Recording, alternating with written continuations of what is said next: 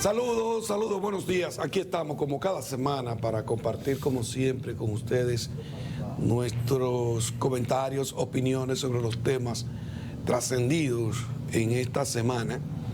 Y hay muchas cosas que vamos a estar tratando por varias cosas que ocurrieron en el curso de la semana. El tema de la electricidad, ustedes vieron, yo dije que se iba a calentar y un poco se calentó el tema de el aumento en la tarifa no se eléctrica. Aún. Se va a calentar de verdad. Y esta semana también se anunció una huelga para el 25 de abril. Quizá con el interés de recordar un poco esa huelga que se dio después de una Semana Santa y a raíz de la conmemoración, digamos, de todo lo ocurrido en el 24 de abril. En fin, varias cosas que estaremos viendo en el curso del programa. Andrés Jorge Villini está aquí a mi lado, a quien doy mi saludo, mis afectos. Un placer, Ramón, y darle gracias a Dios por la oportunidad que nos brinda de estar tempranito aquí una nueva vez para llevarle a ustedes los análisis de los temas que tratamos, que por cierto, como siempre, son muchos y algunos se nos quedan, por supuesto, pero de todas maneras tenemos igual que toda la semana varios temas de interés que han ocurrido durante toda la semana y por supuesto de última hora.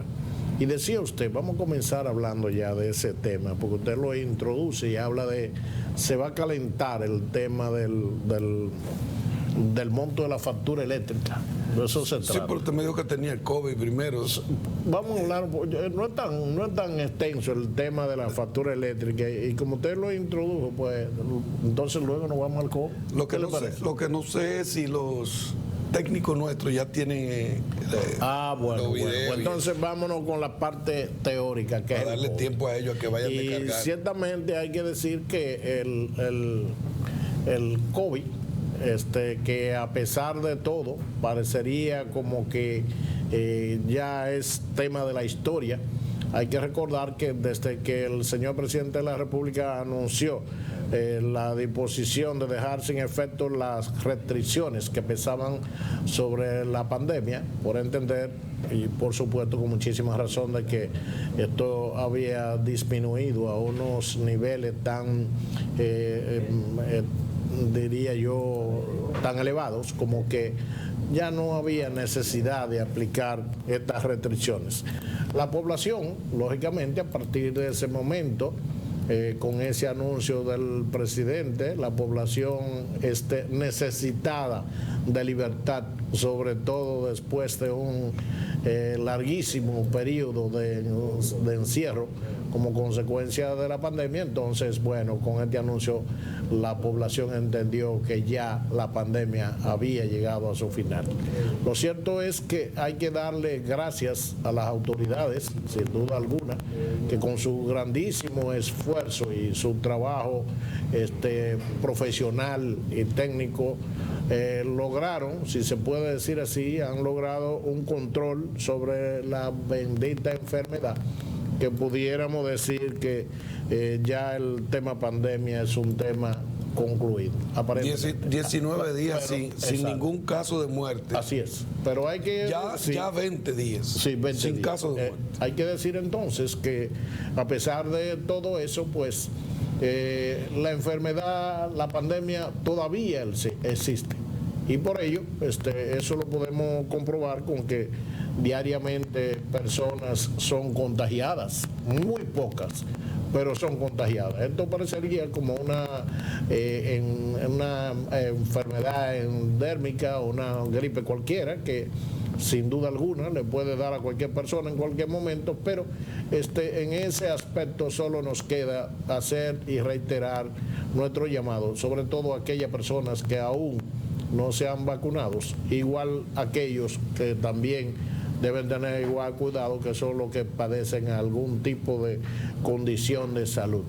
El COVID sigue siendo una enfermedad, como usted bien plantea, 20 días sin una persona fallecida, y ojalá no sean 20 días, ojalá pudiéramos lograr o pudiera lograr la sociedad con un día. Hace 20 años que murió la última persona del COVID, ojalá y sea así. Pero mientras tanto hay que seguirse cuidando porque los contagios aún permanecen, y mientras haya personas contagiadas, igual existen los riesgos de que alguien pudiera fallecer, dependiendo en todo caso de la condición de salud que tenga esa persona. Así es, posiblemente no vaya a darse eso de que pase tanto tiempo que no muera una persona. Bueno, ese es el deseo. Sí, claro, yo lo sé, pero yo digo que su deseo posiblemente no se dé, porque es que hay mucha gente que no se vacunó, y al que le da el COVID y lo agarra en una condición de salud, digamos, deteriorada, es posible que el COVID le quite la vida, como le quitó a mucha gente la vida. Y bueno, cada vez que uno piensa en la gente que se fue por el COVID, a uno le da mucha nostalgia y tristeza. Yo pensar en don Príamo Rodríguez, por ejemplo, que se fue por COVID, Víctor, así y él poniendo unos muchos personajes solamente para que usted se dé cuenta, se fueron por el COVID. Hoy, como usted dice, posiblemente esté pasando a la historia el tema de que una persona muera por COVID, pero, repito, están pidiendo una cantidad inmensa de vacunas porque mucha gente decidió no colocarse la vacuna. Y a ese grupo sigue siendo vulnerable. Eso es correcto. Absolutamente vulnerable.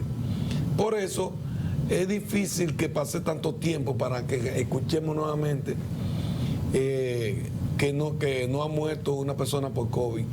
Estamos contando los días. Así es. Sí, van 20. Sí, pero acuérdese que estamos apenas... Que no se muere nadie por COVID. Estamos apenas en el inicio de ese proceso, sí. De manera tal que cuando yo digo 20 años, ese es mi deseo personal. Hace 20 años. Claro, hay que acordarse de que... Por eso yo dije, bueno, es posible que su deseo no se dé. No se dé. Pero yo quisiera que se dé, porque diariamente fallecen personas. Eso es sin duda, esa es la ley de la vida. Ahora, el COVID que hizo tanto daño, y no solamente en República Dominicana, hay que recordar esos episodios, tanto en Estados Unidos como en Italia, donde uno veía esos furgones llenos de cadáveres, tirando cadáveres ahí como si se tratara en fundas negras, como si se tratara de un basurero, o sea, para llevarlo a una fosa común. Y caramba, ver aquello era como ponerse a pensar como que eso era algo interminable y que a final de cuentas todos íbamos a terminar en la misma. Pero gracias a Dios, la mano de Dios siempre presente en todos los hechos y sobre todo en todos los casos de mayor relevancia cuando se trata de la humanidad, resultó también que la mano de la medicina, que vale decir que, porque déjeme decirle, desarrollar una vacuna para cualquier tipo de enfermedad es un tema de largo plazo. Y en este caso en particular se desarrollaron vacunas, yo diría a vapor, y funcionó. Y los países, sobre todo como el nuestro, donde tanto las autoridades del gobierno anterior como la de ahora, pusieron la debida atención, y se podría decir que la República Dominicana es uno de los países modelo con relación a cómo se pudo combatir el tema del coronavirus aquí, y fue uno de los países donde menos personas fallecieron. Por eso dije desde el inicio, darle las gracias a las autoridades, sobre todo a las autoridades de salud, pero seguimos pidiendo y recomendando a la población, sobre todo, vuelvo y reitero, aquellos que decidieron más bien no colocarse la vacuna, lo mismo que para personas con cierta vulnerabilidad en materia de salud, para evitar que en esos 20 años, a lo que yo me refiero, aparezca la noticia de que alguien falleció por el COVID. Así es. La semana pasada nosotros trajimos la información del tema eléctrico. El gobierno, después de el pacto eléctrico, bueno, quedó con la tarea de ir en un proceso anual, un proceso periódico, ir desmontando el subsidio eléctrico que por muchos años se ha mantenido a la población, subsidiándole el tema de los precios de la electricidad, la tarifa eléctrica. Bueno, nosotros decíamos la semana pasada que en abril se volvía a iniciarse un proceso para continuar ese desmonte, que va a continuar también después de abril. Va un proceso paulatino y para el 1 de abril se iniciaría una nueva tarifa eléctrica. El grito ya comenzó y todavía no ha llegado la factura de abril. Cuando llegue, entonces, ¿qué vamos a sentir? Bueno. El peso de ese desmonte. A pesar de eso, dice la Superintendencia de Electricidad que se subsidió todavía la electricidad durante el mes pasado. La superintendencia aumentó un 10.4% la tarifa eléctrica para los clientes residenciales en general. Sin embargo, la realidad dada por los precios internacionales de los combustibles es que debió ser de un 26.6% y no un 10.4%, que fue lo que dice la Superintendencia de Electricidad, que fue el aumento. Eso significa que el Estado asumió un 9% de esa tarifa. Y con eso el golpe fue menor. Fue menor. Debió ser un 26.6 y solamente, y el gobierno tomó de esa parte 10.4% para aumentar. Mire, el tema del desmonte del subsidio eléctrico, que tenemos imágenes ahí, Pacheco. Ha sido una carga para el gobierno desde muchos años a esta parte. Una carga. No, eso no. Y una carga Pacheco pesada. Estaba en otra parte. Sí, estamos hablando de electricidad. Están los préstamos ahí. Pero bien. Excúseme, para yo ayudo a Pacheco. Exacto.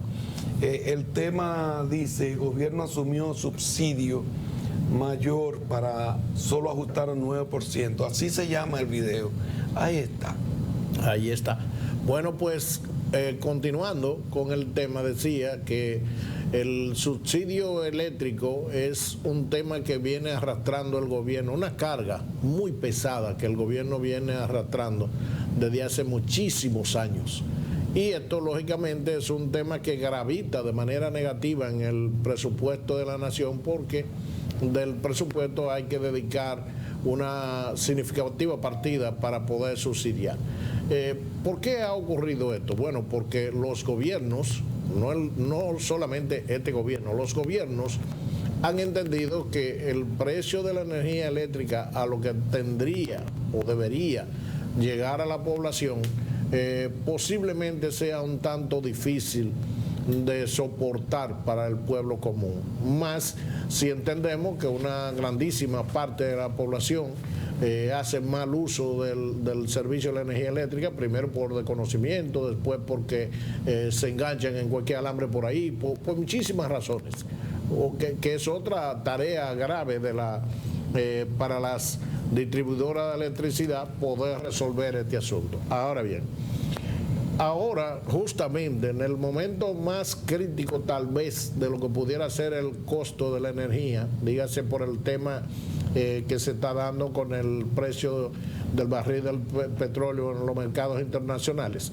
es justamente entonces cuando, y no es que ha sido una mera coincidencia, o sea, ya el gobierno había planificado a partir de cuando se iba a iniciar el desmonte. Entonces ahí viene el problema y ambas cosas a la vez. Lo que ha venido haciéndose desde diciembre pasado, correcto. desde diciembre del año pasado, Sí, se inició el proceso.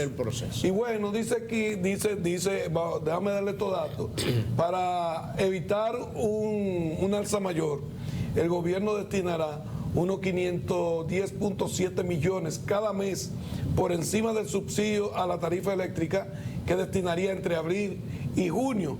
Lo que mandan los cálculos es que fuesen 1.683.5 millones al mes, pero repito, el gobierno va a destinar 510.000, eso es un poquito, bueno, menos de un 50%. Un 9% realmente. Sí, o sea, la población va a tener que asumir ese asunto. Todo lo otro. Entonces lo que dice es que debió ser esa cantidad, 1.683.5 millones al mes en subsidio a los clientes de las empresas distribuidoras de electricidad en el actual trimestre, pero ahora serán 2.194.2 millones. ¿Y eso por qué?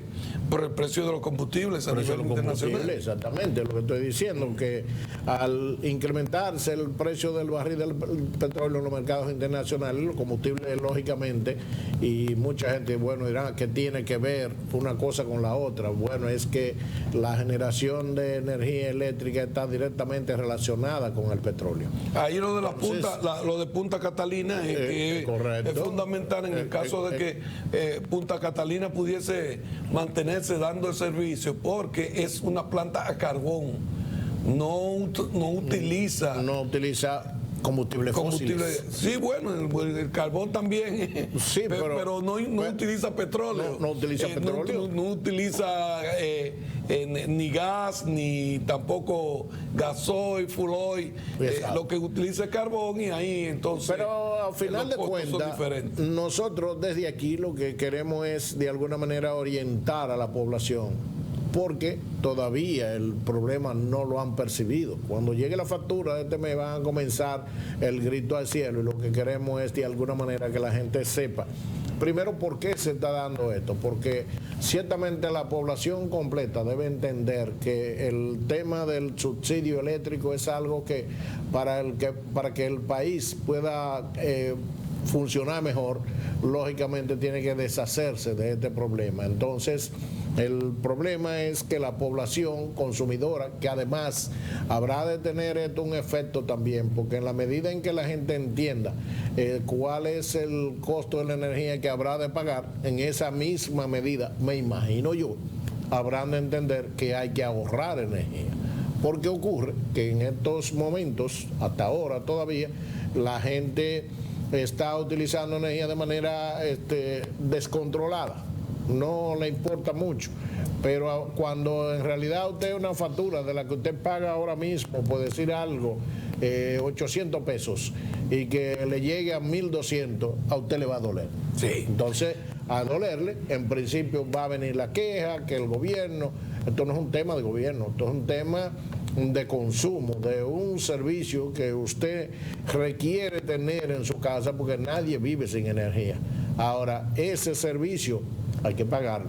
Esa es la pura realidad. Por lo tanto, lo que usted tiene que hacer es apagar ese abanico cuando no se esté usando. Ese televisor que nadie lo está viendo y está prendido, apáguelo.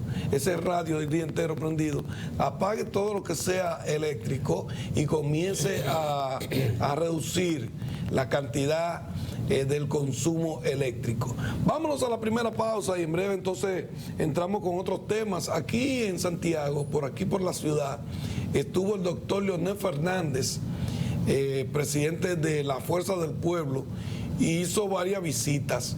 Se reunió con los comerciantes de la ciudad de Santiago, específicamente con empresarios que son de la ASIS, y también se reunió con periodistas, comunicadores, en una rueda de prensa, digamos, donde escuchó a varios periodistas conversar con él. Vamos a poner esas parte de eso que ocurrió, y además hizo una visita al periódico La Información. Otro tema del que vamos a hablar al regreso también será lo del préstamo, que bueno, ahorita los muchachos pusieron algo ahí, los financiamientos que el gobierno ha decidido otorgarle al sector salud en la parte privada. Vamos a ver. Vamos a la pausa y en breve retornamos.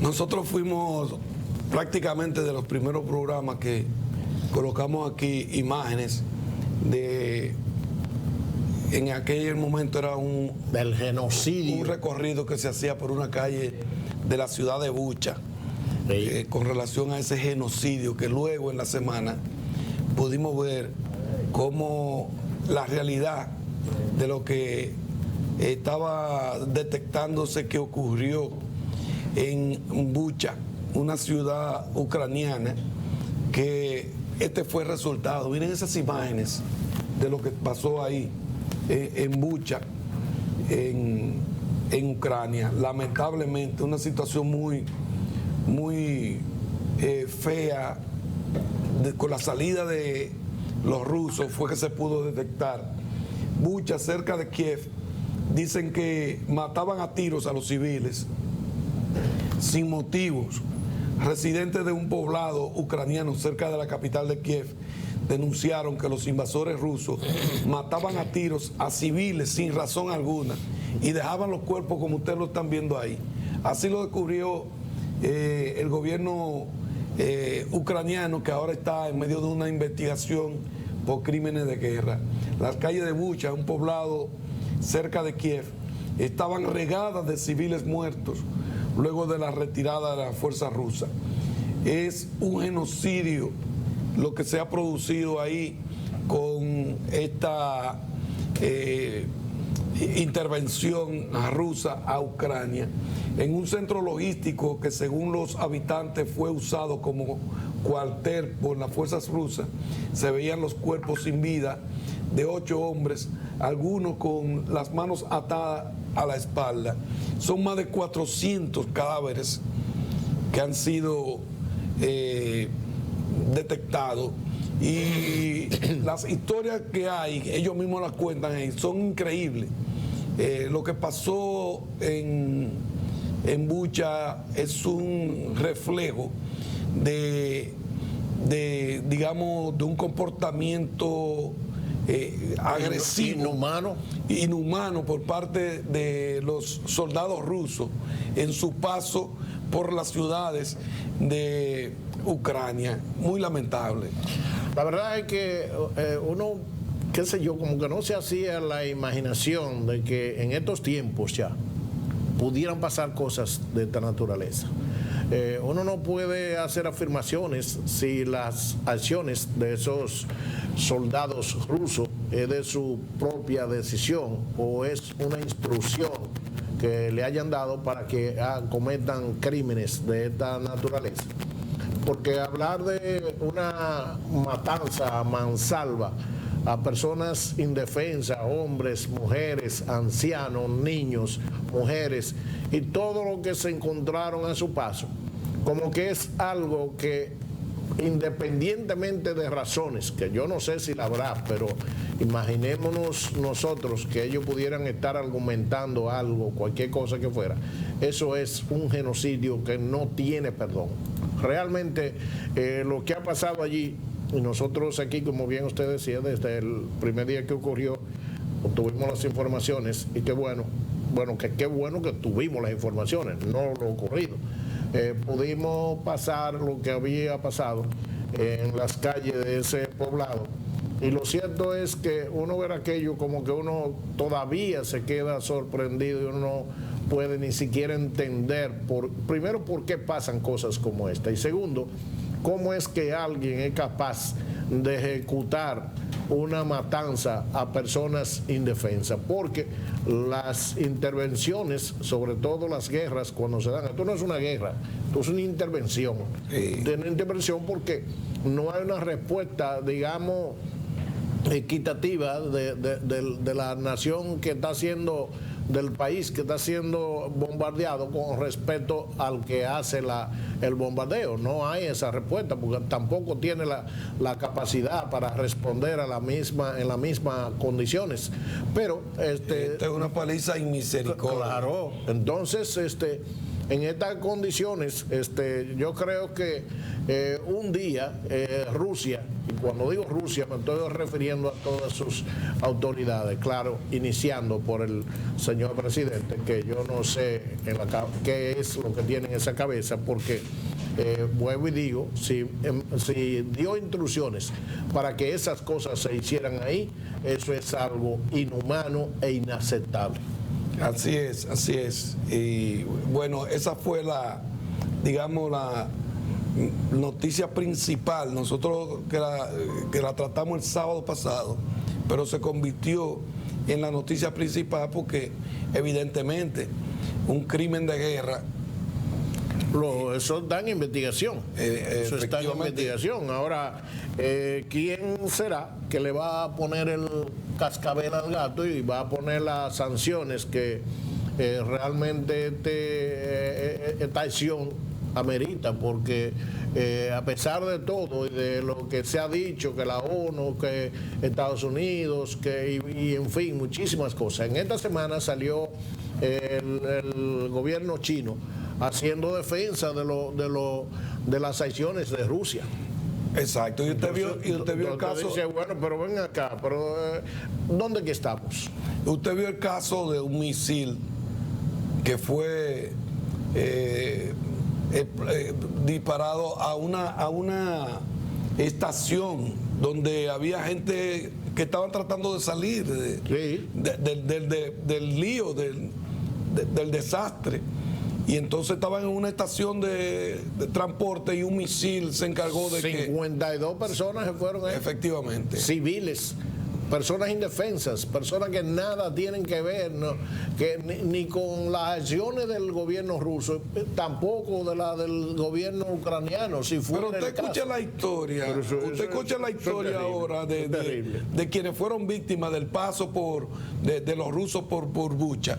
En una retirada que dice el mismo presidente ucraniano que podrían volver, que no se crean que porque se fueron no volverán, para que estén atentos básicamente. Es que de esa gente cualquier cosa es posible. Entonces, cualquier cosa se puede esperar. Una barbaridad. Pero bueno, esas son de las cosas que todavía en estos tiempos que cualquiera pensaría que ya eso eran historias del pasado, pensaríamos como que eso era por allá cuando los rusos, cuando los alemanes y esas cosas. Pero parece ser que no, que la mente humana sigue tan débil como en esos años donde las guerras eran de matanza. Ya después vino lo que le llamaron la Guerra Fría, donde no había muertos, eran guerras de ideas, pero parece ser que las ideas se acabaron. Porque la realidad es que esas cosas no son nada buenas. Mire, esta semana también causó muchos comentarios el hecho de que el presidente Luis Abinader haya anunciado un préstamo, son préstamos porque no varios préstamos, o sea, un monto, pero un monto de 2.000 millones de pesos para el sector salud, clínicas privadas. Eso no es algo nuevo, pero yo recuerdo que en una ocasión se hizo algo parecido en Santiago con un préstamo para salía en auxilio del HOMS, sí. Salía en auxilio de ese sector privado, pero que estaban en una situación en la que no podían seguir continuar construyendo a la velocidad que se quería. El hospital, acudieron al gobierno y el gobierno decidió otorgarle un préstamo de $25 millones. Así es. Ahora estamos hablando de 2.000 millones de pesos. Pero no para un grupo nada más, sino para varios. Correcto, para varias clínicas y centros de salud. El tema es Yo no sé si usted terminó. Pero... No, yo digo que causó una cantidad importante de comentarios porque mucha gente, sobre todo, no está de acuerdo con que a un sector privado el dinero se le lleve de esa manera cuando hay tanta gente que está necesitando para otras cosas. Ahora, vi al doctor Leonel Fernández expresarse con relación al tema y evidentemente él no puede decir una cosa contraria porque ya él también... Lo hizo 2 veces. 2 veces. Claro, porque acuérdense que le prestó los cuartos que ya usted mencionó al Homs. Lo del Homs. Que estaban muy bien justificados porque en ese momento estábamos hablando de una construcción en proceso que necesitaba ser terminada para que pudiera dar el servicio a la población. Pero en aquel momento 25 millones de dólares, eso era mucho cuarto. Eso era mucho cuarto. Pero además, después también se le otorgó unos préstamos al sector zona franca, unos préstamos de los cuales todavía sí, hay pero yo me refería, cuando usted dice eso, lo de zona franca, pero yo me refería al sector salud. Sí, pero yo pienso que hay que hacer cierta... Porque con la salud es sumamente, hay que tener... sí, hay que ser cuidadosos. Sí. Yo decía cuando hablaba del tema COVID que de igual manera hay que agradecer al gobierno el esfuerzo realizado para que pudiéramos superar todo esto. Ahora, ¿cuál es el problema de estos préstamos? Porque usted decía, bueno, es que lo del Homs fue salud también, sí. Sí, y el sector, yo digo porque el sector salud es sumamente delicado. Yo diría que lo del Homs fue algo un tanto diferente a lo de ahora, porque estábamos hablando de una construcción en proceso para que a final de cuentas pudiera otorgar el servicio.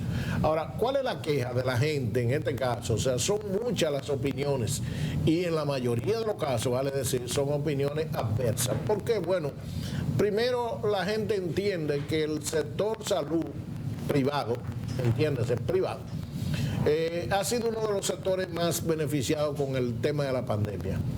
Eso es lo que entiende la gente. No, lo que entiende la gente no, es que es la realidad. Es la realidad. Porque el mismo gobierno tuvo que asumir, claro, básicamente, así es, el soporte para que la población no se muriera. Así es.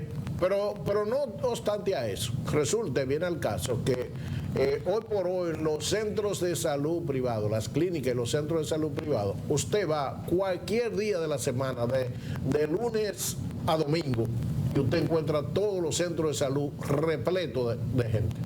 ¿Y cuánto cuesta cualquier servicio en cualquier centro de salud? Lo mínimo es que usted va a hacerse una consulta a un médico privado y usted, si usted posee un seguro de salud, usted tiene que pagar entre 2,000 y 3,000 pesos de diferencia. Una consultica. Sí. Digo, sin valorar lo que vale, lo claro, que tiene, ¿verdad? No, porque no estamos en eso, porque acuérdense que antes había una cosa que se llamaba... es terrible. La vocación, pero bueno, y respetamos eso, porque cualquier profesional en cualquier área, lógicamente, tiene la libertad de cobrar su servicio como lo entienda justo. Ahora bien, el tema es que, y volviendo a la consulta, si usted no tiene seguro, si usted no tiene entre 3,000 y 5,000 pesos, no vaya, porque va a pasar vergüenza. Entonces, si nos vamos a hacer un análisis de cuál es la situación económica del sector salud a nivel privado, se supone que hoy por hoy debe ser uno de los sectores que mejor debe estar económicamente hablando. Entonces, la población dice, entonces el gobierno, en vez de fortalecer los hospitales públicos, que carecen de las más elementales necesidades, tanto en materia de medicina, materiales, equipos y todo aquello que es necesario para poder darle un servicio eficiente a los usuarios, entonces para esos hospitales, para no decir no hay nada, hay muy poco. Mientras esos cuartos que el gobierno está tratando de poner en manos de estos sectores y que no, al menos no se ha hablado de cuál es la forma en que van a retornar esos recursos, cuál es el servicio que esa gente piensa fortalecer de cara a la población, pero lógicamente que cuando la persona, a menos que no haya una buena información con relación al tema, el pueblo común entiende que esto es incorrecto. Así es. Vamos a escuchar al presidente Abinader cómo lo justifica. Hay que decir, es un préstamo, no se trata de un regalo que le está haciendo al sector, no, sino un préstamo a través de Bandex, que por cierto, Leonel Fernández dice, tú lo que no puedes hacer es darle un préstamo y entonces no llegar a algún acuerdo y aprovechar. Y Bandex ahora dice, le vamos a dar el préstamo, pero tienen que aceptar a partir de este momento los seguros de Senasa. Vamos a escuchar al presidente, a ver qué fue lo que dijo el presidente realmente de la justificación. Si algo hemos aprendido en estos 2 últimos años de pandemia ha sido que la salud es el centro de nuestra vida y que en momentos complejos son necesarias todas las alianzas, todos los acuerdos para sortear cualquier problema y conquistar nuestros objetivos. Por eso el acto de hoy para mí es especialmente relevante. Es relevante porque queremos fortalecer el sector salud de manera integral. Y lo hacemos tejiendo alianzas con la red privada para aumentar las capacidades del sistema, para llegar a más gente y hacerlo de una mejor manera. Hoy, y con el empuje del Bandex, que como dijo Juan, se ha convertido en Banco Nacional de Desarrollo y Exportaciones, queremos impulsar este fondo de más de 2.000 millones de pesos para potenciar, entre otras cosas, clínicas y centros médicos de tercer nivel, laboratorios, producción farmacéutica nacional y de exportación o proyectos de turismo de salud. Quiero aclarar que estos son 2.000 millones de fondos especializados del Bandex, pero como dijo Juan, tenemos también la oportunidad de acceder a otros fondos de organismos bilaterales y multilaterales para proyectos de mayor dimensión. Nuestro interés, nuestro deseo es que a través de este fondo se potencie y apoye a este sector clave y de gran relevancia social y económica de la República Dominicana. Este instrumento de financiación que hoy lanzamos permitirá la construcción, expansión y remodelación de centenares de centros en todo el país, permitirá la compra de equipos médicos de vanguardia de última generación y maquinaria clínica, así como automatizar servicios e implementar las nuevas tecnologías en el sector salud. Bueno, ahí está. Yo creo que eso está sumamente claro y yo creo que la población al final tendrá que entender el hecho de que, no, discúlpeme usted, sí. El hecho de que el presidente está dando un paso importante en el sentido de que el país tiene que fortalecer el sistema de salud, sea público o privado. Y en el privado, bueno, el gobierno anterior inició un proceso con todos los hospitales y de hecho el gobierno del presidente Abinader ha tratado de darle continuidad a eso y el caso del hospital José María Cabral Ibáez se ha continuado su fortalecimiento y su reforma. Pero yo solamente tengo una pregunta. ¿Usted se imagina que una pandemia como la que azotó al mundo el año 2020 y el 2021 también nos agarre con un sector fuera del sector que tenemos de salud?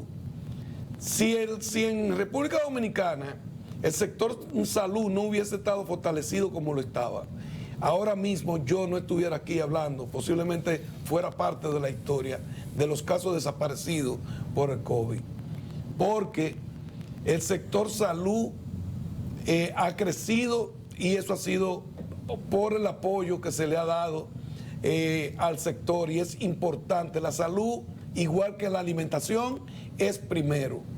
Eso es correcto. Mire, bueno, vamos a escuchar a Leonel Fernández. Excúseme para concluir con el tema, irnos a la pausa, que ya estamos tarde. Pero vamos a escuchar ya al doctor Leonel Fernández lo que dijo, porque Ponme el corte de donde él habla de salud, por favor. Chequéate bien cuál es, que no sé si es ese. Creo que es el segundo corte. Hazme el favor, donde él habla, ese creo que es. Vamos a escucharlo. Usted ayudó al Homs aquí en Santiago. ¿Verdad que sí? Y claro, cuando yo lo hice en aquella oportunidad, me atacaron mucho y se cuestionó mucho. Pero yo sabía que lo que estábamos haciendo era correcto. Había una inversión privada de profesionales del sector de la salud y empresarios de Santiago que estuvieron muy motivados en realizar ese proyecto. Vino la crisis de devaluación del peso, los costos para terminar esa construcción estaban más allá del alcance del sector profesional y empresarial de Santiago, necesitaban el apoyo del gobierno. Cuando el profesor Sabino Báez, que fue el gestor de todo esto, no lo estoy culpando ante el público, no lo estoy culpando, profesor, es el mérito histórico, el mérito histórico. Bueno, cuando me lo planteó, lo analizamos y nos dimos cuenta que esa estructura dejada al abandono era perder riqueza.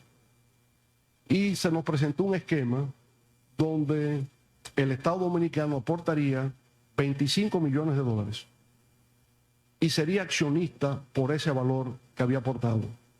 Y que cuando se terminara la construcción y estuviera operando plenamente y fuera rentable, el Homs devolvería los recursos al Estado Dominicano. Ese fue el esquema. Y mientras tanto, el gobierno podía enviar pacientes sin capacidad de pago, sin recursos, y serían atendidos en el hospital gratuitamente. Eso fue parte del acuerdo. Eso se criticó mucho, que cómo era posible, que tal cosa. Hoy todo el mundo lo celebra. Qué bien, ¿no? Que tengamos un centro médico de salud de la calidad y condición del Homs. Ahora veo un poco de ruido con lo que se ha hecho. Yo diría lo siguiente: el gobierno debe tratar siempre de ayudar a todo lo que pueda. Ese es el papel de un gobierno. Si el sector privado de la salud necesita algún apoyo gubernamental, vamos a estudiar en qué puede consistir ese apoyo. En este caso, lo que yo interpreto y lo que veo, lo que he leído, es que se trata de un préstamo. No es una donación, no es que el gobierno les ha regalado 2.000 millones, es un préstamo. Y ellos van a tener un préstamo con unos intereses blandos. Bueno, bien, hasta ahí lo veo bien. Y que el sector privado de salud pueda reformarse y prestar un servicio de salud de calidad a la población, magnífico. Bien. Ahora, habiendo hecho eso, yo pediría algunas cosas al sector privado de la salud. Primero, que en las clínicas privadas se permite el seguro subsidiado de SENASA. Y por consiguiente, cuando llega un paciente que no tiene el contributivo, sino el subsidiado, el pobre, que lo reciban en una clínica privada. Yo abogaría por eso. Yo también pediría que cuando se lleve un paciente a... Bien, ahí está. Yo creo que quedó claro, Sí, el planteamiento del doctor Leonel Fernández que estuvo este viernes en la ciudad de Santiago. Trató también el tema de la inflación, pero lo vamos a ver después de la pausa porque ya es tiempo de una pausa y entonces vamos a escuchar luego al doctor Leonel Fernández con relación al tema económico. Él se reunió también con los empresarios, anda buscando precisamente un acercamiento y mirar cuáles son, digamos, las necesidades que están planteando los comerciantes. Hacemos la pausa y en breve retornamos.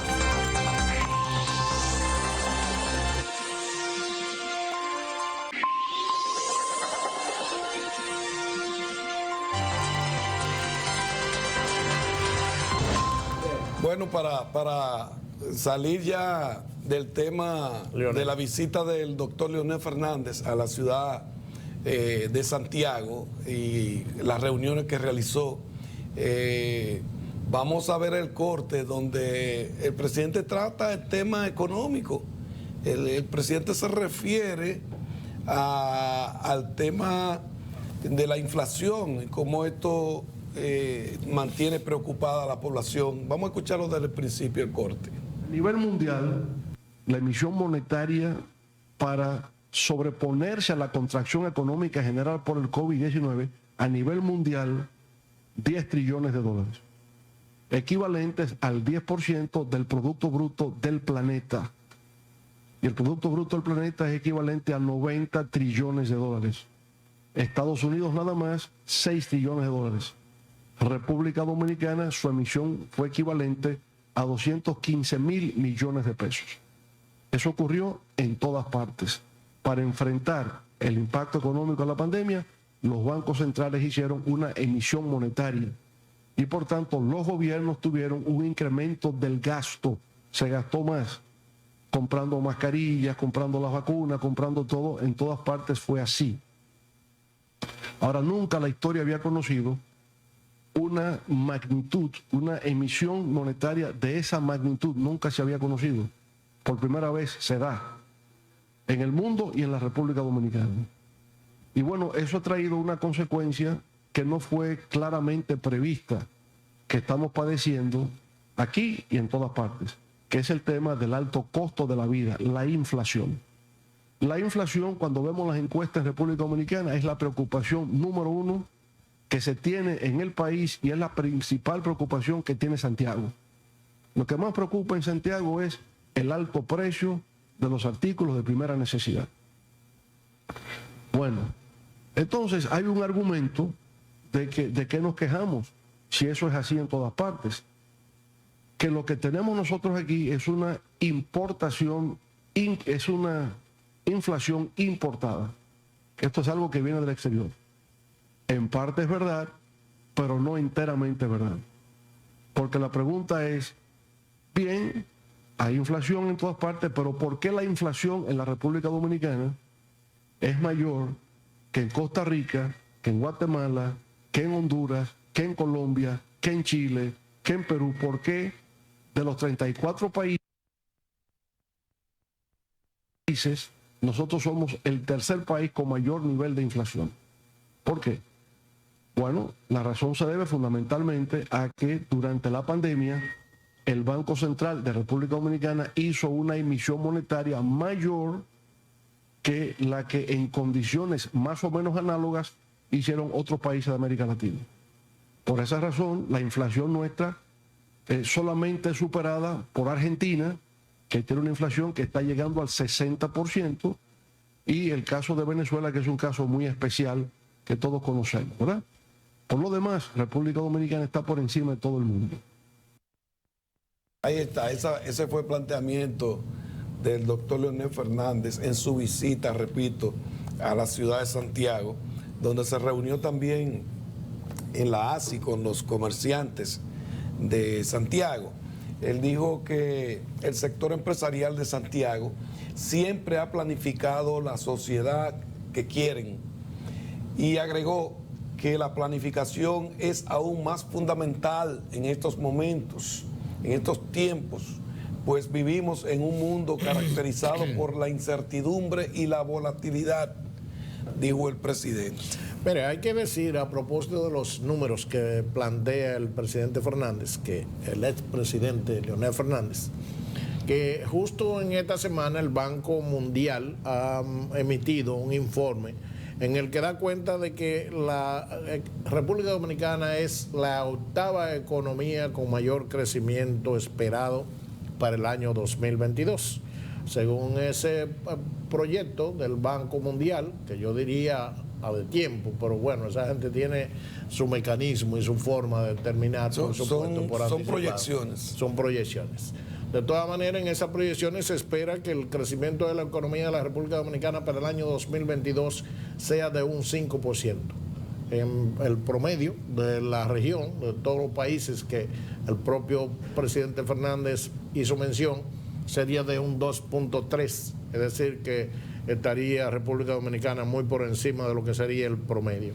Esas proyecciones siempre se hacen tomando en consideración algunas variables, correcto, pero sobre todo la actualidad. Pero si en el escenario cualquier cosa afecta, pudiera entonces hasta el precio de los combustibles, esa guerra de Ucrania, claro, solamente eso pudiera variar. Pero bueno, como van las cosas hasta ahora, o sea, hasta el mes de marzo, que fue la medición, hasta ahí esos son los números. Y bueno, para los dominicanos debe ser de alguna manera de cierto orgullo, primero que seamos la octava economía con mayor crecimiento y que seamos de igual manera en la región el que mayor porcentaje se espera que crezca. Hay que recordar que en el año 2021 el crecimiento que experimentó la economía, a pesar de eso que dijo el presidente, fue de 12.3%, por esto fue con relación al año 2020, y todos sabemos de igual manera que el año 2020 no fue referente de nada, porque estaba el mundo y por supuesto República Dominicana prácticamente paralizado, de manera que ese número del 12.3% no nos decía nada. Ahora, lo que sí nos dijo ese propio análisis del año 2020 respecto al del 21 respecto al 2020 es que la inflación subió, alcanzó el 8.5%. Una inflación, diría yo, extremadamente alta, porque estuvo rozando la línea de los 2 dígitos. Entonces, en esa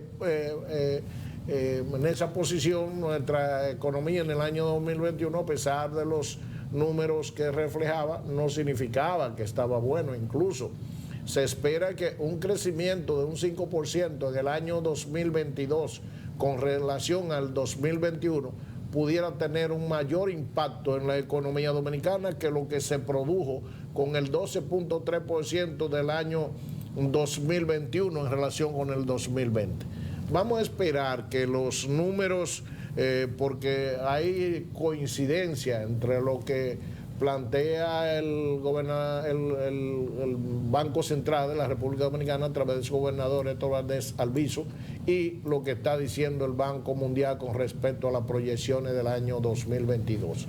Esperamos que nuestra economía siga en recuperación, y no es que querramos de ninguna manera que los demás países no alcancen niveles de crecimiento iguales o superiores, no importa. Lo que sí nosotros esperamos es que nuestra economía se siga fortaleciendo en todos los niveles.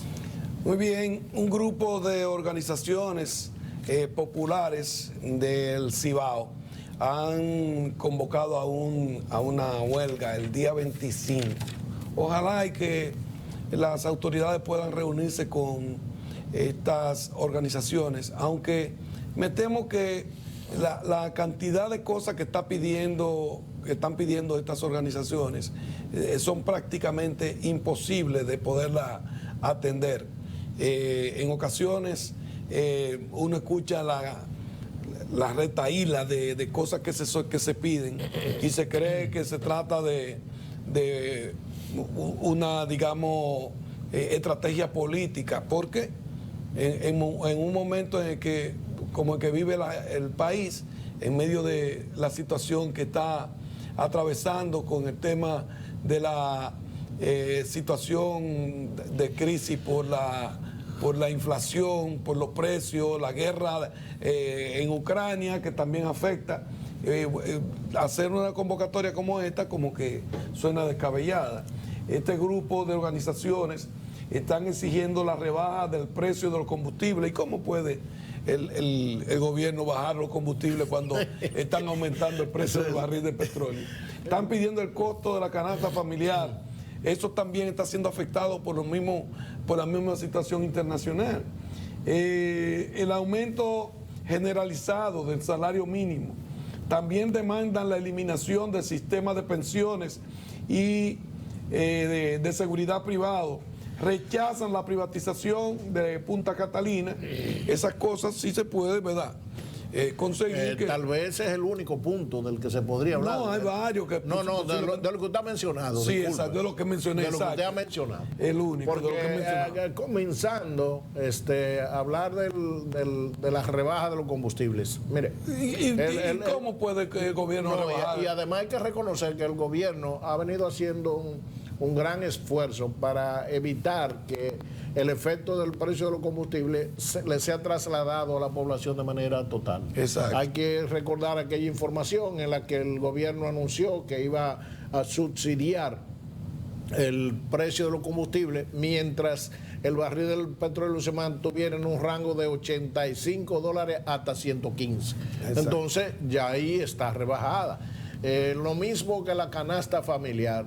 Eso es un tema un tanto complicado. Fíjense cuántas cosas se ha hablado aquí, porque el gobierno del presidente Luis Abinader igualmente ha hecho, yo diría, ingentes esfuerzos para de alguna manera poder lograr ciertas reducciones en el precio de los productos de la canasta. Más sin embargo, ¿cuántas situaciones se han presentado con eso de las importaciones de tasa cero?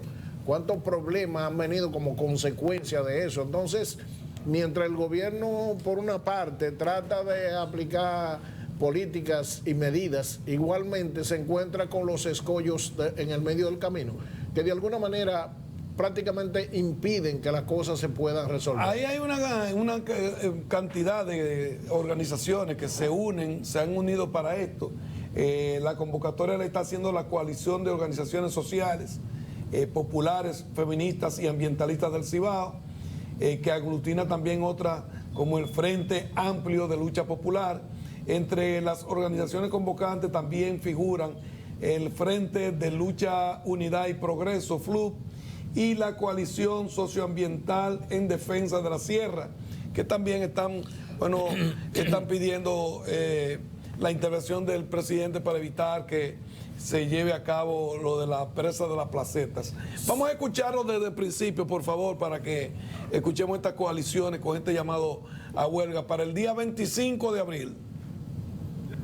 Populares, feministas y ambientalistas del Cibao, integrada por cientos de instituciones y organizaciones de diversos tipos, anunciamos hoy la convocatoria a huelga regional el próximo lunes 25 de abril en las 14 provincias del Cibao.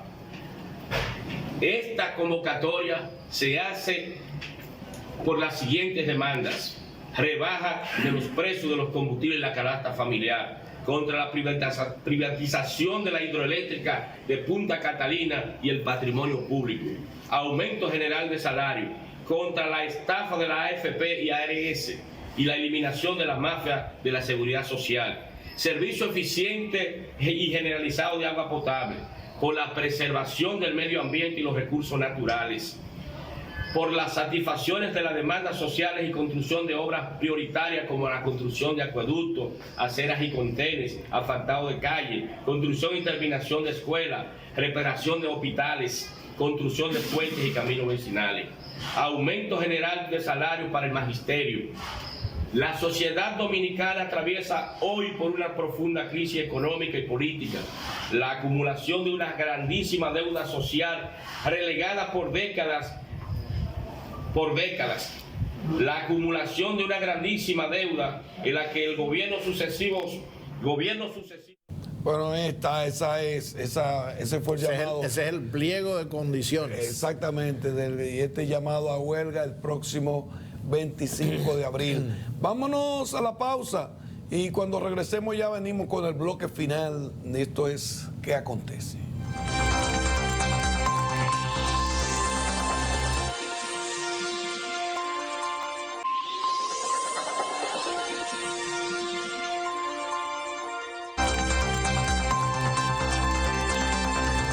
Bien, Esta semana los agrónomos también hicieron su reclamo, están reclamándole al presidente Abinader. Bueno, hay que decir que el tema de los agrónomos no fue solamente esta semana, es la tercera vez que ocurre desde octubre del 2021 hasta la fecha. Una nueva manifestación, esta vez desde Dajabón salieron. Sí, ellos. En una caminata que hasta el Palacio. Ellos fueron. En principio fueron Montecristi y Dajabón, y luego entonces la peregrinación sale de Montecristi al Palacio Nacional. En ese recorrido el propósito básico era que el presidente Luis Abinader escuchara sus reclamos. Traían consigo una cruz de madera bastante grande, por cierto, y un ataúd. Eso era como una simbología para reclamarle al presidente lo que ellos entienden que son sus necesidades. La consigna era reposición de los cancelados, están hablando de hay 700 personas canceladas, profesionales de la agropecuaria, dígase agrónomo. Entre otras cosas, también exigen ellos la inclusión de unos 300 nuevos técnicos, mejor calidad de vida, aumento de salario, entre otras cosas. Lo cierto es que el esfuerzo que hacen esta gente, o sea, porque déjeme decirle, cogerse una peregrinación desde Montecristi hasta el Palacio Nacional, como que ya eso es suficiente como para escucharlo, para poner atención y ver qué es lo que esta gente plantea. El tema de las cancelaciones, hay que recordar que cuando se hizo la primera peregrinación por allá por octubre 2021, el presidente Abinader había instruido parar las cancelaciones. Yo no sé realmente si en ese momento ya los 700 que ellos están reclamando que sean nuevamente que se haga la reposición en sus respectivas posiciones, si ya en ese momento habían sido cancelados los 700 o si las cancelaciones continuaron a partir de ahí.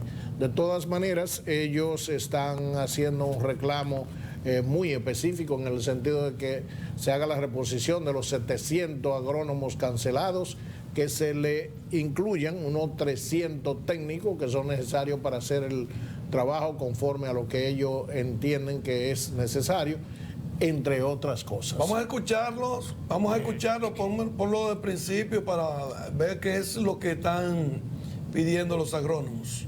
De producir los alimentos que consume nuestra población. El tema de las importaciones, ¿en qué ha quedado? Mira, los gremios agropecuarios le decimos al presidente de la República que es un error establecer la tasa cero en productos tan importantes como el pollo, el huevo, la leche, porque eso es decretar la destrucción de esa estructura. Los gremios y los productores agropecuarios son los responsables de la seguridad alimentaria.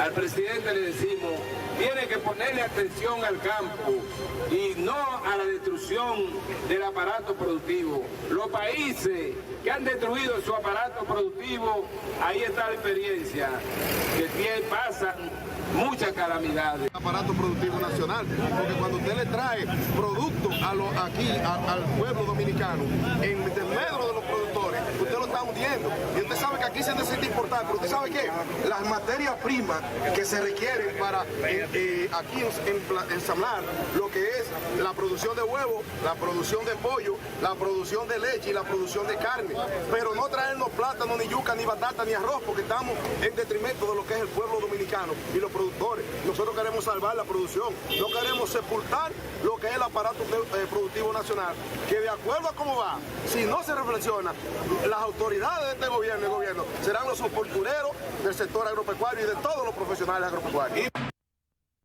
Bueno, ahí está. Ahí está la petición y sobre todo lo que ellos entienden que es correcto en todo esto. De todas maneras, yo creo que las autoridades, sobre todo en lo que tiene que ver con el asunto agropecuario del país, habrán de sentarse con esa gente a ver si se le busca una solución y si ciertamente la producción nacional de todo lo que se produce en nuestros campos a final de cuentas no se ve afectado.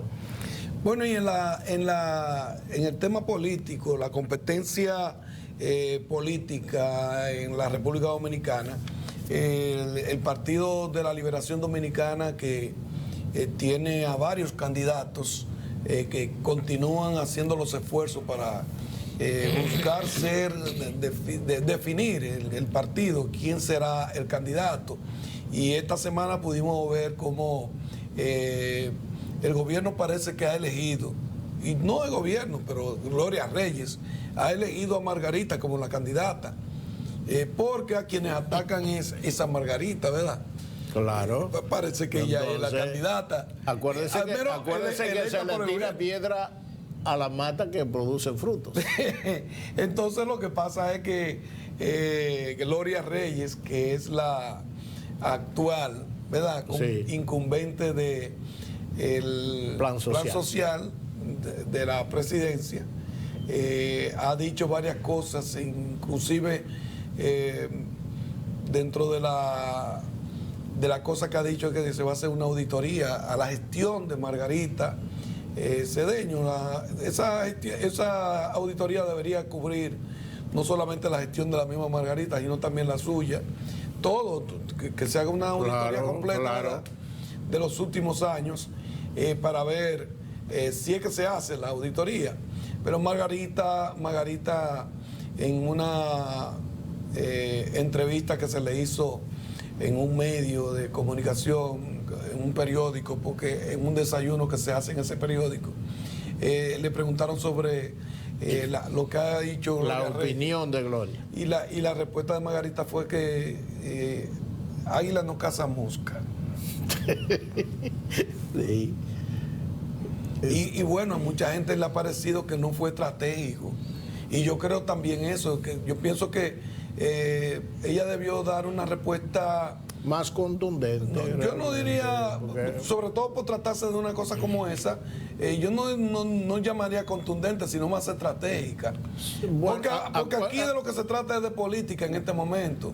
Ella es una candidata, ella es una aspirante a eso iba, candidata. o sea, en su condición, porque imagínese usted un funcionario cualquiera que estuviera fuera del gobierno en cualquier momento, pudiera de alguna manera dar una respuesta de esa naturaleza, y bueno, pero para un candidato la cosa que dice, bueno, un candidato no, un precandidato. Claro, un aspirante a candidata. Aspirante a candidata, para cualquier cosa que vaya a responder, sobre todo en las cámaras, en los medios, hay que ser cuidadoso. Claro, porque cuando usted dice águila no caza mosca, para referirse a...